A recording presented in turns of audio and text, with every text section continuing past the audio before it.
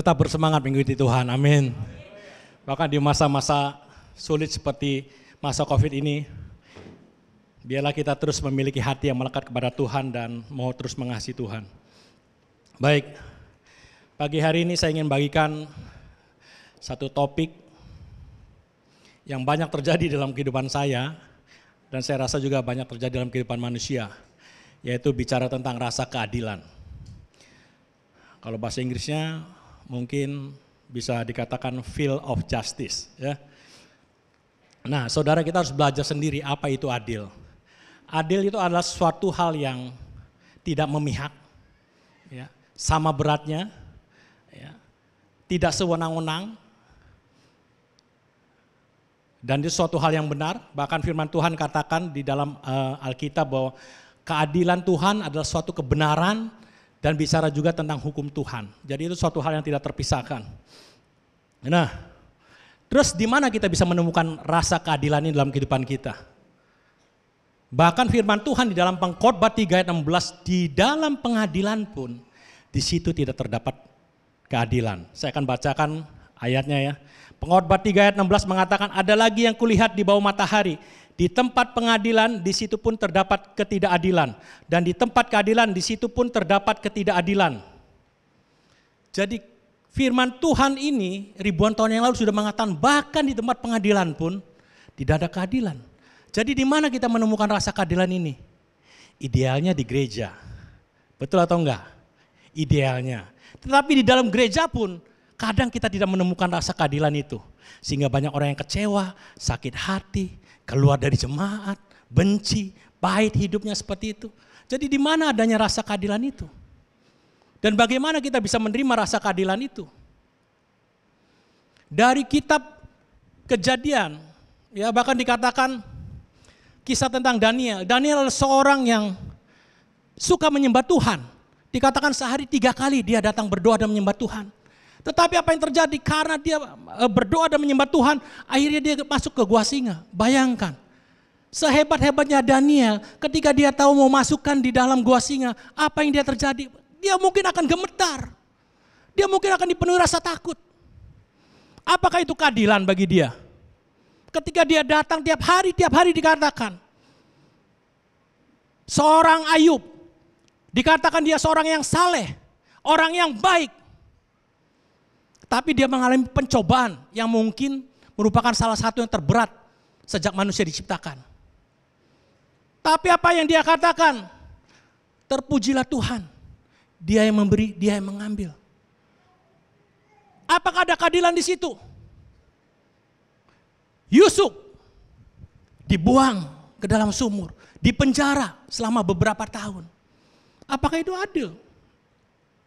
Nabi Yeremia bahkan mengatakan di dalam Yeremia 12 mengatakan, di mana keadilanmu Tuhan? Engkau melihat banyak orang fasik yang hidupnya mujur, yang hidupnya berhasil.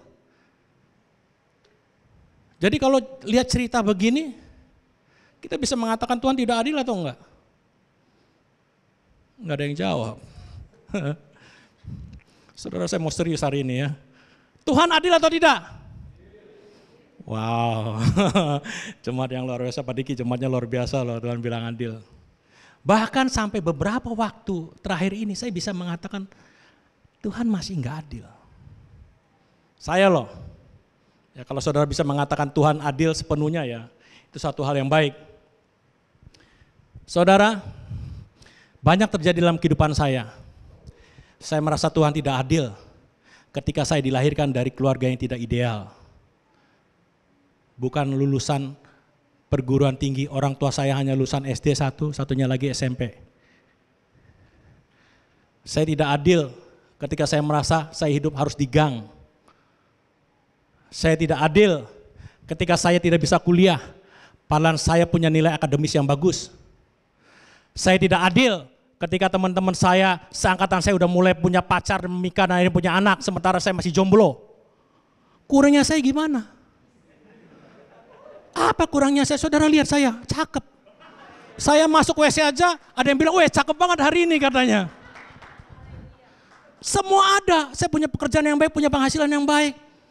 Waktu itu sudah mulai cicil rumah, kurang apa? Saya bilang nggak adil. Kok yang lain-lain yang biasa-biasa aja kok cepet kawin gitu. Saya cuma kurang tinggi aja saudara. Itu aja kekurangan saya satu. Yang lain semuanya udah oke lah. Saya masuk gereja pun, ya awal-awal saya merasa nggak diperlakukan dengan adil. Kok ini orang yang bagus-bagus, ya kalian tahulah. Kadang ada hal-hal kelompok-kelompok, jadi saya merasa terus nggak adil. Kenapa ini sekolahnya bagus? Kenapa ini sekolah orang yang sederhana?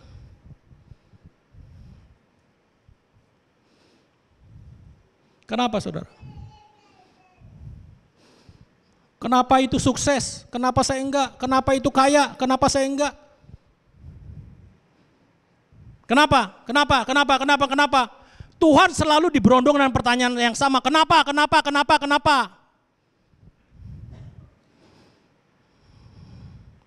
Dan hebatnya Tuhan kita, Dia hanya diam. Dan Dia akan menunjukkan kuasa kemuliaannya dalam kehidupan kita. Melalui waktu, melalui proses waktu. Hal yang pertama yang membuat kita merasa Tuhan tidak adil adalah ketika kita membandingkan diri kita dengan yang lain. Karena kita membandingkan hidup kita dengan yang lain. Stop! Itu langkah pertama. Berhenti membandingkan hidup kita, diri kita dengan yang lain. Ketika saya berhenti mengatakan, saudara, saya ini melakukan nazar ya. Waktu itu saya bilang, Tuhan kalau saya umur 40 tahun saya tidak menikah, saya mau jadi misionaris di Papua. Itu saking hopelessnya saudara. Gila, semua udah punya anak, sudah happy. Tapi apa yang Tuhan berikan dalam kehidupan saya? Seorang istri yang luar biasa. Jangan lupa besok masak yang enak saya. Ya, orang yang sederhana sampai 14 tahun lebih menikah, sekalipun dia tidak pernah meminta uang pada saya, Pak, minta uang, tidak pernah. Gak pernah. Istri yang cantik, yang gak banyak omong tapi banyak kerja, orang rumahan yang saya idam-idamkan. Ya, nggak perlu kelayaban ke mall, ke kafe, ngopi, enggak, dia lebih senang di rumah. Saudara, kalau saya lihat itu, saya harus mengatakan Tuhan itu adil.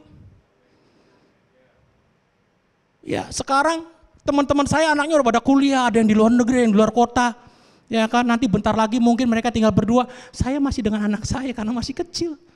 Nikmati itu, adil itu Tuhan. Yang lain bingung mau kemana lagi, kok ketemu ini lagi, begitu keluar kamar ketemu ini, di kasur ketemu ini. Nah. Yang pertama, stop untuk kita membanding-bandingkan hidup kita, diri kita dengan yang lain.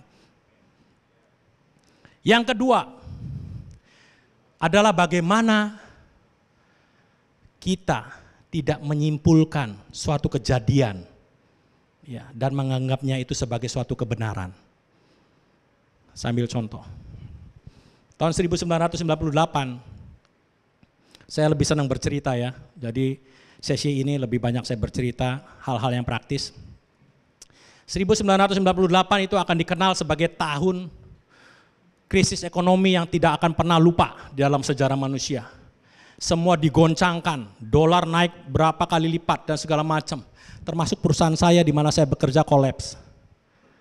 Bos saya ada 3, jadi tinggal 1, barangnya semua dibagi 3, mesinnya dibagi 3, bahan bakunya semua dibagi 3, nggak bisa kerja.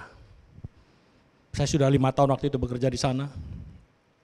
Waktu krisis itu, ada teman saya yang dulu kerjanya sama Pak Denny, dia nawarin saya, Pak Denny mungkin ingat, 22 tahun yang lalu, Man mau kerja enggak? Ada perusahaan yang menawari kamu, perusahaan farmasi. Mudah-mudahan Pak Denny otaknya masih kinclong ya. Dia orang hebat, salah satu orang hebat, motivator. Gajinya berapa? Gajinya 3 kali lipat dari apa yang saya dapat. Kira-kira diambil enggak? Kira-kira diambil enggak? Krisis ekonomi, ditawarin gaji 3 kali lipat, diambil enggak? Jawab dong. Jawablah. Aduh, kalian ini saya tanya. Aduh, saya tuh nggak jahat sama kalian. Saya cuma tanya loh, diambil nggak? Kalau krisis ekonomi masa sulit, ditawarin kerjaan yang gajinya 3 kali lipat, diambil nggak? Diambil. Bodoh kalau nggak diambil. Tapi saya jadi orang bodoh saat itu. Saya nggak diambil. Saya tanya ke bos saya, Pak, ada tawaran kerja. Saya sebutin perusahaan farmasi, gajinya 3 kali lipat. Bos saya diam dan dia bilang begini kepada saya, Iman, kondisi sekarang adalah sama seperti kita itu ada di tengah laut. Yuk kita bareng-bareng berenang, kita cari daratan. Dia ngomong begitu, saya masih ingat. Jadi saya cuma mau ngomong gini sama Iman, saya tidak melarang Iman mau pergi atau tidak. Dia bilang, kalau saya sukses, kamu sukses. Dia bilang begitu. Oke, itulah kalimat yang membuat saya memutuskan saya tidak menerima tawaran dari Pak Denny. Dengan berjalannya waktu, setahun, 2 tahun perusahaan semakin baik, semua semakin baik. Bos saya sudah mulai buka toko handphone, salah satu mungkin yang terbesar di kota Bandung. Saya disayang begitu banget, ya kan, diajak ketemu direktur Nokia, Motorola, itu merek-merek jadul. Saudara, kalau saudara masih handphonenya Nokia atau Motorola, tolong buang di belakang. Saudara berarti orang jadul. Ya. Nah, tahun 2021, karena kedekatan saya dengan dia, karena kita juga sering share firman Tuhan, ada orang-orang yang iri hati. 2 orang, satunya GM, satunya lagi chief accounting, mengobok-obok hidup saya supaya saya dikeluarkan dari perusahaan itu. Karena saya kan orang yang mungkin cukup berani untuk mengatakan iya atau tidak. Saya orang yang belak-belakan, jadi mereka tidak suka. Dicari kelemahan saya sampai ada satu titik mereka bisa menemukan satu kelemahan saya. Dan saya akhirnya dituduh melakukan sesuatu untuk memperkaya diri sendiri. Dan akhirnya bos panggil, Iman, kamu melakukan ini. Tidak. Iya. Saya telepon, Pak. Telepon. Oke, tutup. Bapak masih percaya sama saya enggak? Bahwa saya tidak melakukan ini. Saya dituduh korupsi. Tidak. Dia bilang begitu. Oke, Pak. Sesuai dengan agreement kita, kalau Bapak tidak percaya, saya keluar hari ini juga. Silakan. Saudara, waktu itu bos saya sudah pakai Harrier. Saya mengingat janji bos saya pasti pakai mobil box. Mobil box yang memberkati gereja ini. Bulan Oktober, saya keluar. Tidak 1 sen pun pesangon saya dapatkan. Pak Ian mengantar saya karena saya ada isu mau dipukulin. Saya dikatakan terlibat korupsi kira-kira 30 sampai 40 juta 1 bulan. Berarti kira-kira 3 tahun. Itu bagian keuangan yang teman saya bilang seperti itu, saya bilang wow. Kalau saya korupsi itu, saya rumahnya di Setra Duta. Saudara, perkataan itu menjadi kenyataan. Beberapa tahun kemudian. Saya tidak punya mimpi punya rumah di Setra Duta. Saya bilang, ini suatu hal yang benar, makanya hati-hati dengan perkataan kita. Saya bilang kalau saya korupsi itu saya rumahnya Setra Duta. Dikasih rumah Setra Duta dengan harga yang sangat miring. Saudara, waktu saya keluar, kira-kira kesel enggak? Kira-kira saya menyimpulkan ini enggak bahwa Tuhan itu enggak adil? Saya berjuang, saudara. Saya salah satu yang bekerja keras. Saya tahu masa krisis itu perusahaan itu udah hampir bangkrut, bahkan boleh dibilang sudah bangkrut. Saya bekerja keras, saya pergi pagi pulang malam, Enggak dihargai, tidak dihargai. Saya kecewa dengan Tuhan. Saya salah apa Tuhan? Tidak 1 sen pun, cuman gaji terakhir saya dapat. Saya kurang bisa tidur selama satu bulan. Tapi apa yang terjadi? Sebulan, 2 bulan, 3 bulan, 4 bulan. Saya hitung, loh kok pendapatan saya 2 kali lipat dari gaji saya terakhir. Kalau udah begitu, saya bisa bilang Tuhan adil enggak? Adil. Waktu pertama saya bilang Tuhan enggak adil. Saudara, jadi melalui proses, melalui waktu kita bisa melihat keadilan Tuhan. Tapi jangan menyimpulkan kejadian atau suatu keadaan dengan kebenaran kita sendiri. Karena Tuhan punya maksudnya yang tersendiri. Beberapa waktu yang lalu saya bicara dengan seorang hamba Tuhan. Saya kenal ini orangnya lurus, melayani dari masa mudanya sampai puluhan tahun. Dan dia menceritakan keadaan keluarganya, keadaan anak-anaknya. Saya sampai nangis mendengar dia menceritakan itu. Saya katakan, God is not fair. Tuhan tidak adil. Waktu itu saya sudah memutuskan saya mau melayani Tuhan. Saya melepaskan semua bisnis saya. Saya tidak tahu apa yang terjadi dengan kehidupan saya dan keluarga saya. Tapi saya waktu mendengar cerita dari hamba Tuhan ini, saya nangis. Waduh, yang sudah teruji 30 tahunan lebih aja melayani Tuhan. Bahkan sampai sekarang dia melayani Tuhan. Kok diberi keadaan seperti itu? Keadaan anak-anaknya yang membuat dia berduka. Jadi saya bilang Tuhan tidak adil. Tapi apa yang dikatakan hamba Tuhan ini sungguh menyentuh hati saya. Dia katakan iman. Tuhan tidak pernah tidak adil. Dia selalu baik dalam hidup saya. Dia punya rencana yang indah dalam hidup saya. Saya sudah nggak bilang. Saya dalam hati saya bilang, Tuhan saya punya kekuatan untuk mengatakan itu enggak kalau saya sudah melayani Tuhan. Habis-habisan buat Tuhan. Saya mengalami keadaan ini, keluarga saya mengalami keadaan ini. Saya masih bisa katakan Tuhan engkau baik atau tidak.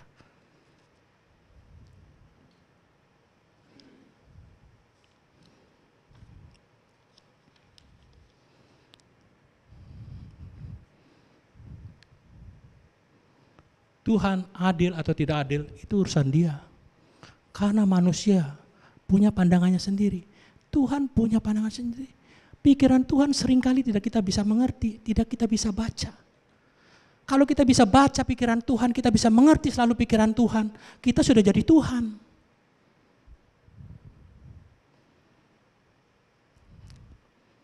Jadi apa yang harus kita lakukan?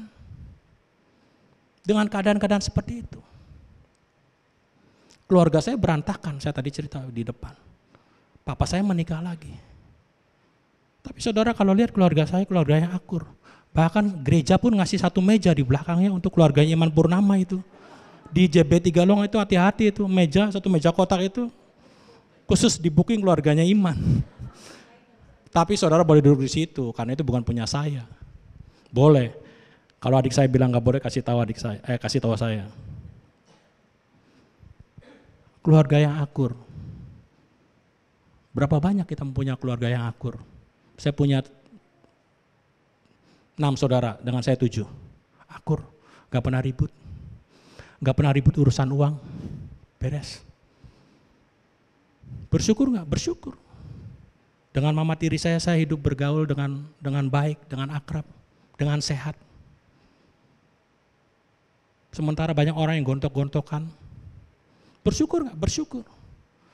Saya cuma lulusan SMA, tapi sebelum pandemi gaji saya mungkin beberapa kali lipat dari lulusan S2, S3, dan S4. Adil enggak? Buat saya adil, buat mereka enggak adil. Kok saya lulusan S2, S3, gaji saya kok masih segini? Kalau saya waktu itu enggak dikeluarin, mungkin gaji saya cuma 2 kali lipat. Kalau kemarin sudah puluhan kali lipat, kira-kira saya bisa ngucap syukur enggak? Bisa, saya bisa beli mobil, saya bisa beli rumah. Saya bisa beli isinya. Cuman istri yang gak bisa dibeli. Dia yang membeli. Bukan. Saya kadang masih gak ngerti kok ada ya perempuan cantik kayak dia mau sama saya gitu. Tambah enak masakannya.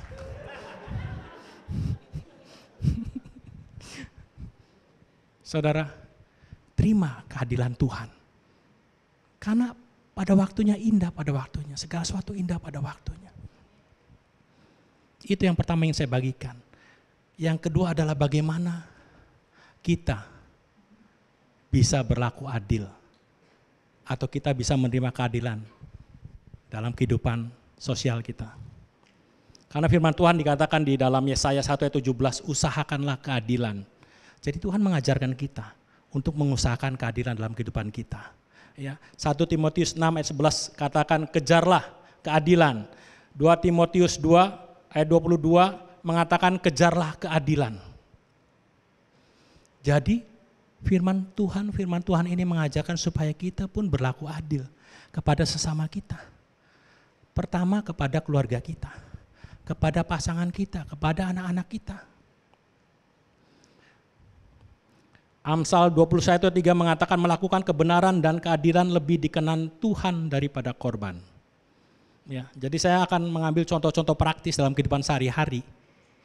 Bagaimana kita bisa berlaku, memberi rasa keadilan, dan kita juga bisa menerima rasa keadilan dari orang yang mungkin menurut kita tidak adil. Apa yang harus kita lakukan? Nanti kita belajar. Ya, saya masih belajar, saya masih banyak belajar. Karena saya pun kadang tidak memberikan rasa keadilan bagi keluarga saya dan juga mungkin bagi teman-teman. Karena saya selalu mengatakan, yes, saya orang yang pintar. Ya. Dan itu cukup membekas dalam kehidupan saya. Dan itu saya harus implementasikan kepada anak-anak saya bahwa mereka pun harus pintar. Mereka harus punya nilai-nilai yang bagus. Dan apa yang terjadi? Kalau mereka nilainya jelek, saya marahin. Nilainya jelek, saya marahin lagi. Nilainya lebih jelek, saya habisin. Dan itu terjadi. Ya, saya minta maaf kepada anak saya. Tahun kemarin saya khotbah tentang merciful. Bagaimana saya bisa menerima anak saya. Bagaimana saya mengasihi anak-anak saya. Jadi akhirnya Tuhan mengubah hidup saya dan saya mengatakan kepada anak saya, kamu belajar saja. Tuhan mengubahkan paradigma saya tentang harus pintar itu nilainya bagus. Jadi saya katakan kepada anak saya, nilainya mau berapapun jeleknya, asal kamu belajar, saya tidak akan marah. Sampai saat ini saya katakan kepada anak-anak saya. Anak saya dapat nilai 10 dari 100, saya enggak marah. Yang marah itu kalau saya tahu mereka enggak belajar, mereka dapat nilai jelek, nah itu saya marah. Betul ya Mike ya? Suatu hal yang saya rubah. Enggak gampang. Tapi saya ingin beri rasa keadilan di dalam kehidupan anak-anak saya. Kalau kamu mau belajar, berapapun nilai kamu, saya enggak akan marah. Saya ingin beri rasa keadilan dalam kehidupan anak-anak saya. Saya bersyukur mereka mau belajar. Ini bicara tentang keluarga dulu ya. Waktu dengan mereka. Ini saya mau mendorong kita semua sebagai orang tua, miliki waktu yang baik dengan anak-anak kita, dengan pasangan kita, karena waktu tidak pernah kembali. Waktu tidak pernah tergantikan. Tahu-tahu anak kita udah besar dan akhirnya mereka meninggalkan kita, kuliah di luar negeri, kuliah di luar kota. Saya belajar dari seseorang di jemaat ini, bagaimana mereka sebagai orang tuanya meluangkan waktunya dengan anaknya cukup banyak. Dari TK selalu ditemenin ke sekolah, sampai lulus SMA ditemenin. Dan itu saya belajar dari dia. Saya pun melakukan hal yang sama. Saya memberi waktu yang cukup buat anak saya, belajar. Di masa pandemi ini saya banyak waktu untuk gereja, karena saya menjadi salah satu orang yang masuk dalam teamworknya untuk mengatasi masa-masa kritis. Jadi saya pengen meluangkan waktu dengan anak-anak saya, dengan istri saya. Sekarang saya ajak dia makan siang bareng, nganterin kelinci. Ayo bareng-bareng pelihara kelinci. Kelinci saya ada 11 sekarang. Makanannya lebih mahal dari jajan anak saya. Kasihan deh lu Mike. Main bareng dengan anak-anak kita, main bareng dengan pasangan kita. Kenapa kalian menghabiskan waktu dengan orang-orang lain, dengan hobi kalian? Ya, tapi untuk anak-anakmu dan pasanganmu kalian tidak memberi waktu. Beri rasa keadilan.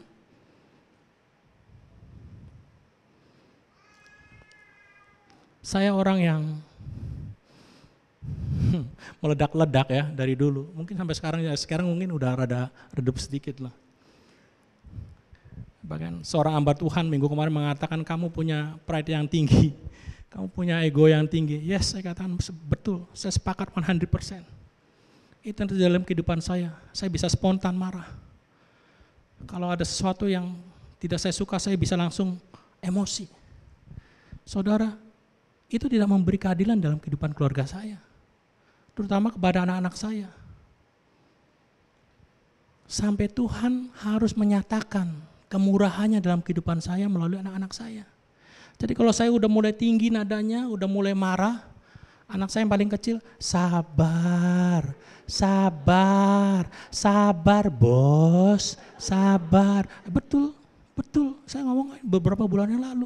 Jadi begitu, Fei, kamu sabar bos. Bukan sekali loh, berkali-kali. Sampai saya harus menyadari, wah ini Tuhan mau berbicara dalam kehidupan saya. Dengar. Karena saya tidak memberikan rasa keadilan kepada anak-anak saya. Jadi kalau saya marah, saya bilang sabar. Saya balikin, sabar.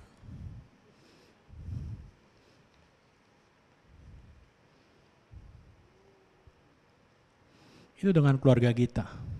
Miliki rasa keadilan. Supaya mereka juga menerima keadilan itu dengan kita. Dengan gereja kita, dengan jemaat kita. Saudara tahu yang melayani itu di kitchen itu anak-anak muda, anak-anak remaja, ya betul ya. Mereka sedang semangat. Mereka berdiri berjam-jam.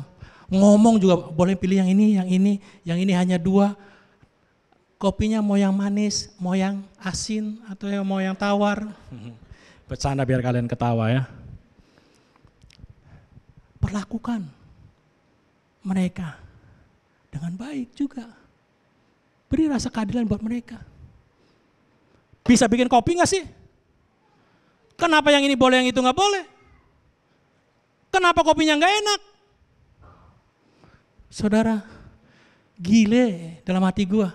Dapat kopi gratis, susunya yang terbaik, kopinya is the best. Kok masih ngomel-ngomel kan anak muda? Jangan, beri rasa keadilan. Mereka lagi bersemangat melayani. Itu anak-anak belasan tahun loh yang melayani.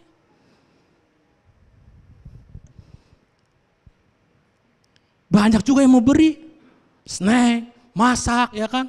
Tiap minggu, puji Tuhan berapa bulan terakhir banyak yang antusias, kalian terima kasih gereja. Jangan bilang, ini mah gak ada rasanya, ini mah asrep itu tawar, ini mah gak enak. Saudara, kalau itu terdengar sama orang yang dari pagi subuh masak, ibu-ibu masak, terus terdengar gak ada rasanya, gak enak, bagaimana perasaan mereka? Beri rasa keadilan kepada mereka. Ngomong sama saya, jangan komplain. Saya kan diberi tugas menjadi pengawas, betul nggak ya Pak Diki? Harus konfirmasi dulu, kasih tahu saya, makanya saya berdiri di pinggir aja sekalian mau ngawasin orang-orang yang berkali-kali ngambil. Apa dipajang fotonya di sini? Tidak. Saudara kalau ngambil kopi berkali-kali, apa dipajang inisialnya di sini? Tidak. Gereja memberi rasa keadilan. Yang taruh sembarangan gelas itu siapa? Tahu kita. Dikasih tahu nggak mukanya? Enggak. Kita gereja mau memberi rasa keadilan. Mbok ya sudah ngopi toh 2 kali toh. Dibuang di tempat sampah.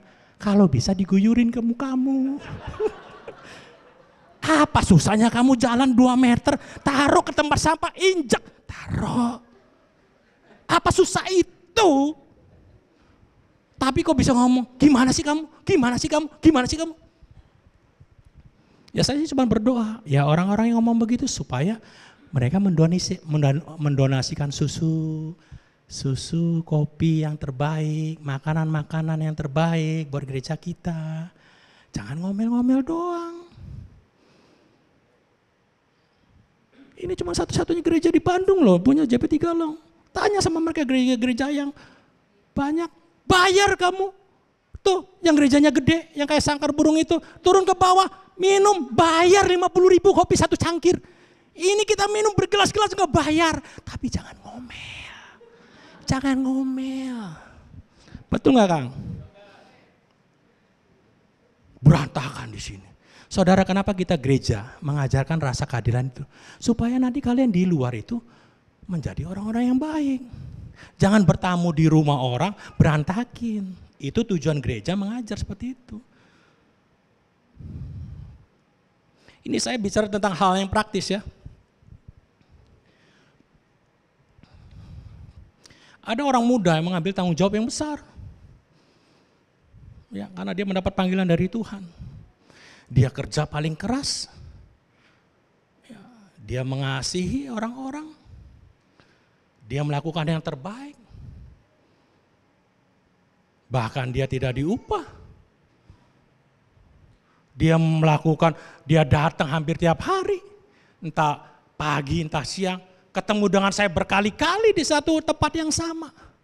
Tapi kok masih ada orang-orang, saya bilang orang-orang berarti lebih dari satu orang. Kok yang marahin dia? Yang karena kepentingannya atau aspirasinya tidak diakomodir. Kenapa? Itu tidak memberi rasa keadilan buat orang ini, orang muda ini. Ini orang muda ini. Nih. Your pastor. Apakah saya pernah sebel sama dia? Pernah. Pernah kesal sama dia? Pernah. Tapi sampai saat ini belum pernah marahin ya. Belum lah. Kalau yang dulu, 2 gembala yang dulu pernah saya marahin.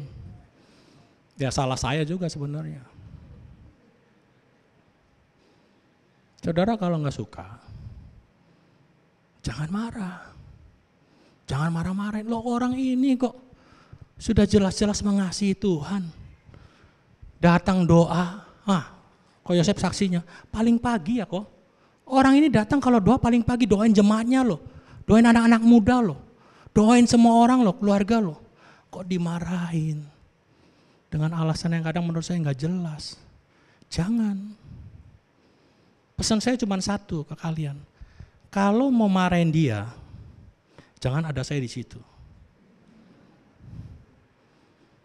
Kalau mau marahin dia, jangan ada saya di situ. Karena kalau saya dengar ada yang memarahi dia, siapapun orangnya, nggak peduli kamu siapa, saya akan cari sampai ketemu. Ingatin Kang, sedap. Saya serius kok, kalian kok ketawa-ketawa begini.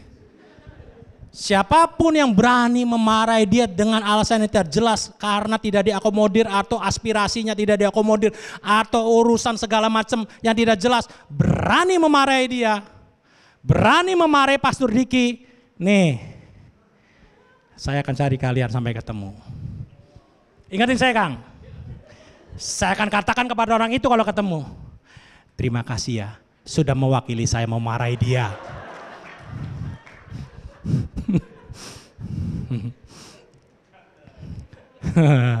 Biar canda dikit. Saya kan nggak bisa marah sama dia. Jadi kalau kalian marah ya nanti saya cari. Makasih sudah marahin dia. Saya nggak bisa marah soalnya.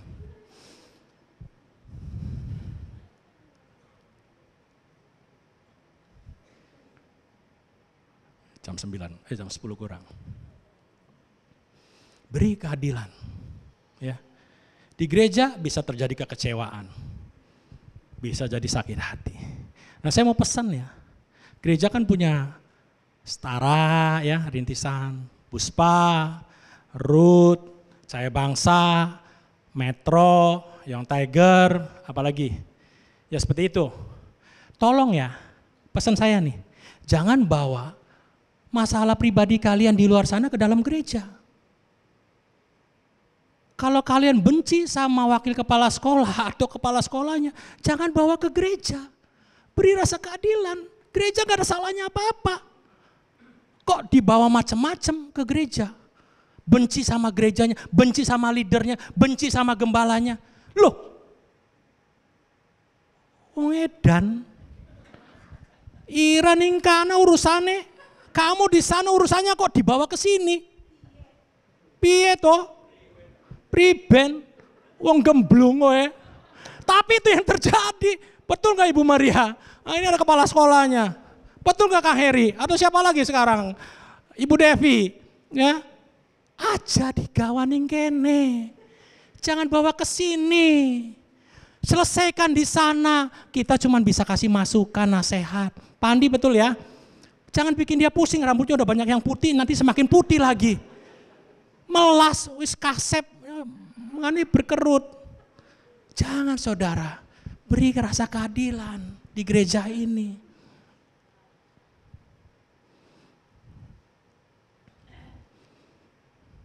Pilih anak-anak muda, ya, remaja, teman-teman yang baik. Saya senang kemarin ada worship night, sembah Tuhan. Jangan kalian berkumpul, jangan punya grup kerjanya, ngomongin orang, jelek-jeleki orang, itu tidak memberi rasa keadilan. Ya, kumpulannya udah bagus, abis worship night nih, wah sembah Tuhan sampai nangis-nangis. Begitu ngumpul, si ini si kamu, si ini si itu ya podo wae, sama aja, tidak memberi rasa keadilan itu. Kalau punya grup, punya kumpulan, ngomong yang baik-baik. Jangan jelek-jelekin, jangan gosipin, hati-hati. Karena firman Tuhan mengatakan apa yang kamu tabur, itu yang kamu tuai. Kalau kamu ngomongin yang buruk-buruk, nanti kamu akan diomongin yang buruk-buruk sama yang lain. Sekalian sama bonusnya dikepret sama Tuhan. Jangan, cari teman yang baik. Yang bisa support kalau masa susah. Jangan waktu senangnya aja dirangkul, dipeluk, your friend. Where are you? My friend, where are you? Jadi kalau udah susah, sana lo. Jangan, support. Waktu teman-teman kita susah, waktu mengalami masa sulit, itu teman. Buat anak-anak muda, cari teman yang baik. Jangan yang mulutnya suka menjelek-jelekan orang. Nah, bagaimana respon kita? Saya akan tutupi dengan 3 tips terakhir ya. Bagaimana respon kita ketika kita tidak diperlakukan adil dalam kehidupan kita? Pertama adalah introspeksi, merenungkan apa yang Tuhan kerjakan. Waktu minggu kemarin hamba Tuhan ini bilang, kamu punya pride yang tinggi. Yes, saya boleh jelaskan, saya bilang, saya terluka. Dari waktu saya kecil, saya tinggal, saya sering diremehkan orang, saya sering tidak dihargai orang. Saya sering dipandang di sebelah mata. Masuk gereja pun mungkin ada yang bisa saya rasakan, dipandang sebelah mata, agak diremehkan. Dulu saya ngejar satu sister di dalam gereja, orang tuanya juga merendahkan, meremehkan. Hati saya luka. Timbul pride yang tinggi. Timbul pride yang tinggi, harga diri yang tinggi. Harga diri yang tinggi ini saya katakan pada hamba Tuhan itu untuk melawan orang-orang sombong. Orang-orang koplak, orang-orang yang suka memandang rendah, yang meremehkan. Tetapi pada kenyataannya, saya pakai juga untuk menilai orang, untuk menghakimi orang. Saya tidak bisa memberikan rasa keadilan. Karena pride saya yang tinggi selama belasan tahun, sesulit apapun kehidupan saya dan keluarga saya tidak pernah datang kepada teman-teman saya untuk meminta uang, please kasih saya uang untuk kehidupan keluarga saya. Itu karena pride saya yang tinggi, yang sombong. Bahkan untuk sekedar makan pun di tempat makan, saya tidak akan nunggu untuk dibayarin karena pride saya yang tinggi. Saya akan cari tempat makan yang paling murah. Istri saya masak tiap hari Minggu, berbulan-bulan bahkan setahun lebih. Saya membangun mentalitas yang bagus sebetulnya, tapi karena pride yang tinggi, itu akhirnya membuat saya tidak memberikan rasa keadilan pada orang-orang yang belum, bahkan tidak bisa melakukan hal yang sama dengan saya. Saya suka kesal kadang, kenapa ya orang ini seperti ini? Kenapa orang itu seperti itu? Saya tidak bisa memberikan keadilan. Apa yang harus kita lakukan? Nah ini dari kita merenungkan, oh ya sudah, kasih tahu orangnya, orang nggak mau berubah, ya sudah selesai. Itu urusan dia, itu urusan mereka. Mereka yang ngalamin kok, mereka yang jalanin kok. Bagian kita sebagai teman atau sebagai anggota jemaat ngasih tahu, kalau orangnya nggak berubah, ya wis itu urusan dewe. Itu urusan mereka. Nah ini yang kita renungkan. Apa nih? Untuk menghindari rasa keadilan ini, responnya. Tanya sama Tuhan. Tuhan kasih tahu, Minggu kemarin saya bersyukur hamba Tuhan ini menggedor semua kesombongan saya. Kamu orang yang dominion, ya kamu orang yang cenderung menguasai. Ya, kalau enggak menguasai, marah, cepat tersinggung. Yes, saya bilang, saya harus merendahkan hati saya. Yes, itu saya. Saya mau berubah. Mengucap syukur yang kedua. Salah satu kunci terbesar dalam kehidupan kita. Waktu kita menerima ketidakadilan itu. Ucapan syukur. Terima. Ya sudah, uang bisa dicari, uang datang sendiri. Tuhan berikan kemurahan-Mu dalam kehidupan saya dan kekuatan-Mu dalam kehidupan saya. Supaya saya bisa menghadapi masalah ini. Bersyukurlah kepada Tuhan dalam segala hal. Itu yang firman Tuhan katakan ya di dalam 1 Tesalonika 5 ayat 18. Mazmur 27 ayat 17 mengatakan, aku hendak bersyukur kepada Tuhan karena keadilannya. Dan bermazmur bagi namanya yang maha tinggi. Mengucap syukur. Susah, sulit waktu kita mengalami ketidakadilan mengucap syukur. Susah, tapi bisa. Saya ingin selalu mengatakan ini. Suatu hal yang perlu pergumulan untuk kita mengucap syukur Tuhan. Saya mengucap syukur kalau keadaan. Ayub mengucap syukur ketika dia mengalami perjuangan yang begitu berat. Saya tahu juga Daniel waktu di gua singa dia akan berdoa, dia mengucap syukur Tuhan. Saya tidak dimakan sama singa itu. Saya tahu Tuhan kalaupun saya mati terkam singa, saya tahu bahwa saya akan menerima kehidupan kekal di sana. Berat, sulit, tapi bisa. Saya selalu menekankan ini. Itu bisa dilakukan. Bisa. Yang terakhir, kalau kita diperlakukan tidak adil, biarin aja. Pembalasan haknya Tuhan, bukan haknya kita. Biarin aja. Nanti juga mereka akan mengalami hukum tabur tuai. Itu akan berlaku, nggak usah ribut, kita nggak usah puyeng, nggak usah pusing. Saya ajak teman-teman saya, ketemu bos saya ya. Saya malah ajak teman-teman saya beli handphone di tokonya dia. Setiap saya ketemu dengan dia dalam hati saya, terima kasih Tuhan. Saya ketemu orang yang mengeluarkan saya, yang menuduh saya, terima kasih Tuhan. Saya mengucap syukur. Kalau saya masih kerja di dia, saya mungkin rumahnya nggak di Setra Duta, di sana di Tanjung Sari Tuhan. Bisa aja. Terima kasih Tuhan kalau saya dulu gajinya juta, sekarang sudah miliaran misalnya. Jangan kaget saudara. Ngucap syukur. Tokonya sekarang kalau saya lihat tokonya di Dago, sudut pojok udah rata dengan tanah. Bagaimana kalau saya masih kerja dengan dia? Yang ketiga adalah bagaimana kita memiliki kerendahan hati untuk terus belajar. Hari demi hari belajar. Memiliki kerendahan hati, Tuhan akan meninggikan orang-orang yang rendah hati. Saya undang tim musik untuk maju ke depan. Miliki kerendahan hati. Biarin. Orang Jawa bilang, ya wis. Udah gak apa-apa. Saya dulu orang yang paling sering mengatakan Tuhan tidak adil. Hari ini saya bisa mengatakan hampir 100% Tuhan adil dalam hidup saya.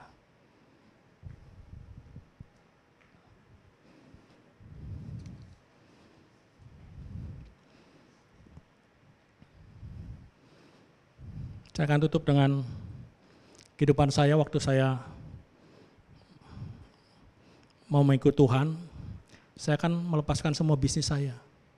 Saya udah hitung dengan istri saya ini kira-kira 4 tahun lagi uang kita, hasil kita pasti habis nih. Apa yang terjadi? Tapi kita belajar selama 3 tahun pandemi ini. Kemurahan demi kemurahan Tuhan yang melampaui segala akal dan pikiran dalam kehidupan keluarga kita. Tuhan selalu penuhi. Bahkan di masa-masa pandemi ini, saya boleh ngasih kesaksian. Itu masa-masa kita gila-gilaan dalam memberi. Enggak pernah dipikirkan oleh akal sehat kita bahwa kita bisa memberi hal seperti itu. Tapi waktu saya merenungkan ini, Hampir 3 tahun ya nanti pas Maret itu pandemi. Kemurahan demi kemurahan Tuhan berikan dalam kehidupan kita. Jadi kenapa kita harus khawatir atas hidup kita? Dan saya bersyukur minggu kemarin hamba Tuhan ini bilang kepada saya, Iman, satu hal yang baik yang saya dapatkan tentang kamu.